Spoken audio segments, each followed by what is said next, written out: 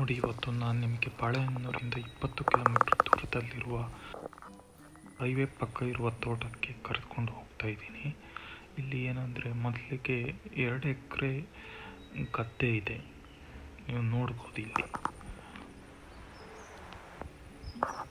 2 ಎಕರೆ ಪೂರ್ತಿ ಗದ್ದೆ ಇದ್ದು ಫ್ಲ್ಯಾಟ್ ಆಗಿದೆ. ಪಕ್ಕದಲ್ಲಿ ಅರ್ಧ ಎಕರೆ ಕಾಫಿ ತೋಟ ಇದೆ, ಅದನ್ನು ಕೂಡ ನೀವು ನೋಡ್ಬೋದು. ನೋಡಿ, ಇದು ಅರ್ಧ ಎಕರೆ ಕಾಫಿ ತೋಟ ಇದೆ.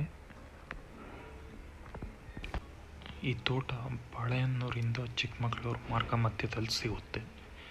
ಆದ್ದರಿಂದ ಯಾರು ಈಗ ನೀವೇ ಕೇಳ್ತಿರ್ತೀರ, ಹೈವೇ ಹತ್ರ ಇರೋ ಜಾಗ ತೋರಿಸಿ, ಹೈವೇ ಪಕ್ಕದಲ್ಲಿ ಇರುವ ಕಾಫಿ ತೋಟ ಇದ್ರೆ ತೋರಿಸಿ ಅಂತ. ಇದೊಂದು ನಿಮಗೊಂದು ಸೂಕ್ತವಾದ ಅವಕಾಶ. ಹೈವೇ ಪಕ್ಕ ಬೇಕನ್ನೋರಿಗೆ ಈ ತೋಟ ಒಂದು ಸೂಕ್ತವಾದ ಅವಕಾಶ. ನೋಡಿ, ಇದು ಕಾಫಿ ಗಿಡ ಒಳ್ಳೆ ಚೆನ್ನಾಗಿ ಮೇಂಟೈನ್ ಮಾಡಿದ್ದಾರೆ. ಅರ್ಧ ಎಕರೆ ಇದ್ದೆ.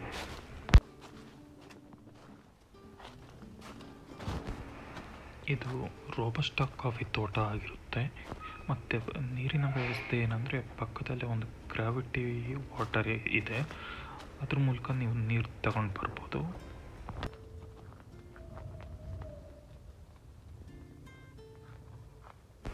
ಈ ತೋಟದಲ್ಲಿ ಸ್ವಲ್ಪ ಬಾಳೆ ಗಿಡನೂ ಇದೆ, ಮತ್ತು ತೆಂಗಿನ ಗಿಡನೂ ಇದೆ, ಮತ್ತು ಸ್ವಲ್ಪ ಕಾಳುಮೆಣಸು ಕೂಡ ಇದೆ.